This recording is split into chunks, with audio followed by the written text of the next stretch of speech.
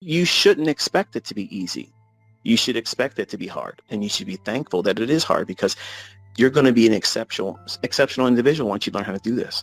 You're not going to be cut from the same cloth. You're going to be able to do things that the average person can't do. And where everybody else is relying on, hope they keep me employed. I hope they don't find me redundant next week. And you get your pink slip and you can't now pay your bills when everything's extremely expensive right now. That to me is terrifying. If I had to work like I had to do as a young man, doing menial jobs, running a Domino's, delivering pizzas for Domino's, doing all those types of things, working at sub shops. I did all those types of things. Teenager, working at Popeye's Chicken, Taco Bell. I did all that stuff. I just didn't work at McDonald's. And I didn't work at no Burger King, sorry. But I did all those things. And I know what it's like to go through that kind of low point where this is all you can do. Going through school, trying to get some skills, but this is all I could do because of scheduling in school, classes, you know how it is. When you get out of high school and you got to go into the real world and you still continue your education, it's hard. It is really hard. And then you add to it, you have a child or maybe more. Then you have to balance a relationship too, if that's going on.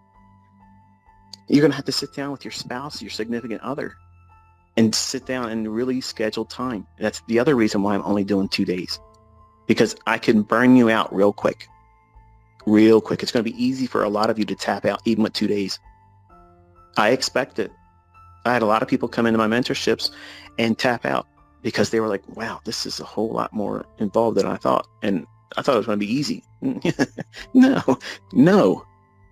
Because you have to compete against yourself, who's constantly going to be reminding yourself that this probably isn't going to be for you. What if this doesn't work for me? What if I can't do it? You're going to entertain those thoughts. And some of you that are weak-minded are going to listen to that. And you're going to tap out. And you're going to walk away. And you're going to prolong this whole endeavor. Because you're going to go out there and mess around with stuff that doesn't work. You're going to get caught up in doing something. You're going to chase funded accounts. You're going to blow them. You're not even going to get them. I'm going to tell you something right now. You want to pass a funded account challenge? You want the surest way that you're going to pass a funded account challenge? You walk the entire year with me next year, and I guarantee you, you're going to walk out there and get whatever size account you want. That's my guarantee. You have to listen, though. You want $500,000, $350,000, $150,000, whatever. It doesn't matter. It's just a number. It's just a number. But I'm going to show you what to do with it once you get it. Because some of you guys out there, and gals, you find your way into Vegas City trading, okay? You're doing the boardwalk shuffle with your trades, rolling the dice, just trying to get through that little bit of a process of getting to the funded part.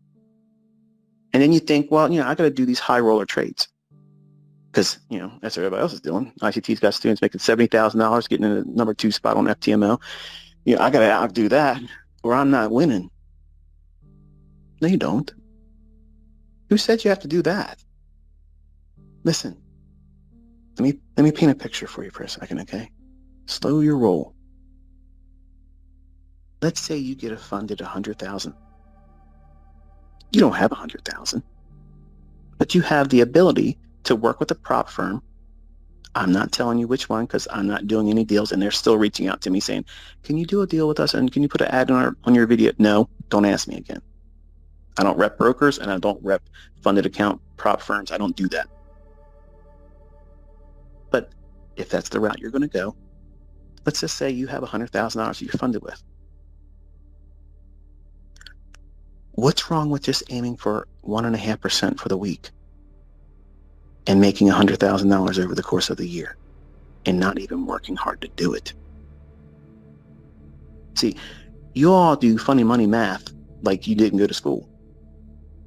You're all trying to do Olympic-sized feats, like you're all trying to win the Robbins Cup with these FTMO accounts.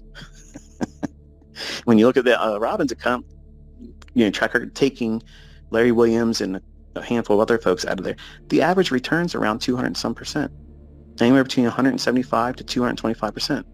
That's amazing returns. I mean, that's great returns. In this industry, that's phenomenal. Now, a competitive trader would look at that and, well, 200%, that's nothing. That's true. But we're talking about making ends meet. We're talking about building longevity, not running an Olympic feat. How many times do the same Olympic winners compete and win year after year after year? You don't see it. They come out there, they work their ass off, they do exceptionally well, they may even break a record.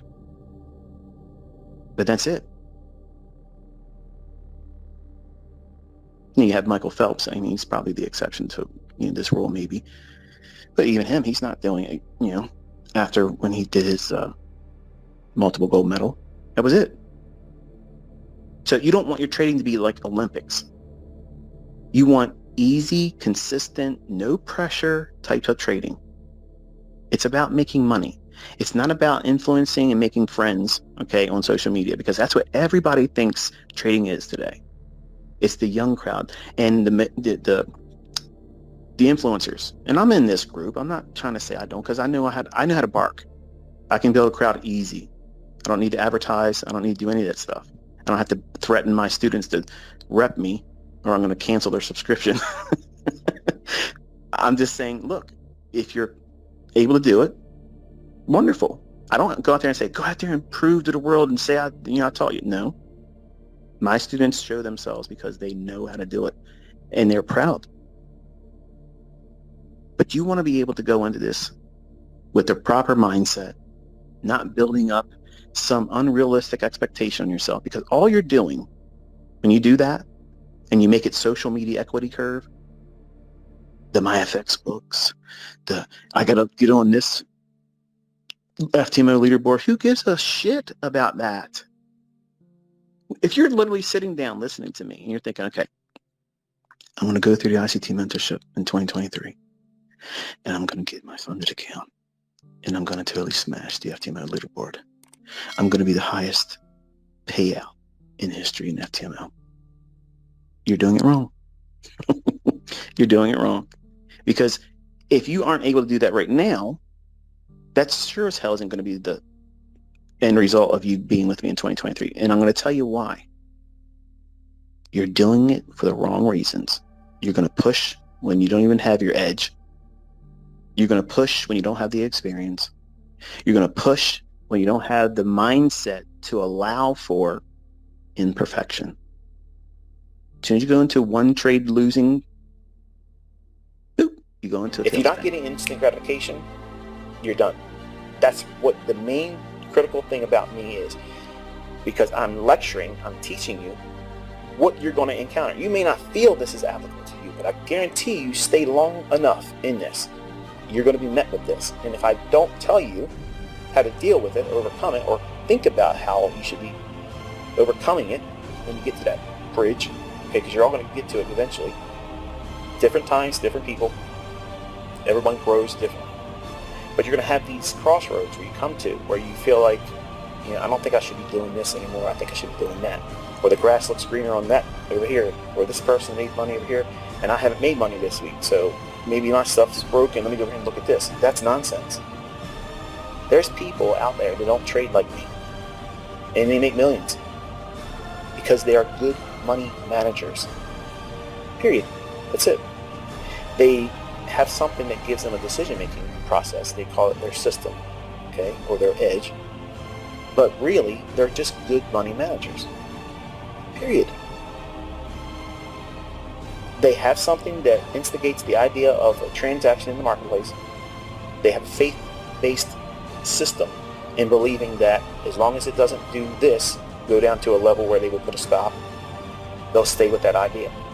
And then when it gets to another level, they get out. That's trading, okay? But the idea is, I don't think that profitable systems outside of what I'm teaching are linked to their actual system. It's linked to their adherence to their rules, sound money management, and not over trading and not over leveraging. Because literally, I could flip a quarter, and you could too. With sound money management, you could make an account be profitable. Now that sounds crazy, okay? Do it with a demo. That's what I'm suggesting to you here. Flip a quarter. If it's heads, you buy. Flip a quarter. If it's tails, you sell short. Do it every single day. Don't risk more than 0.5%. Aim for 1% and do that. Buy the open, sell the open. That's it. That's all you do. Use a 30 pip stop and trade a forex pair. Okay, and just test the idea and see how hard it is to blow the account. It takes a lot of effort to blow that account, but over time you can see that it can show profitability. Now, if you take that application and apply it to, okay, what happens if you limit your number of trades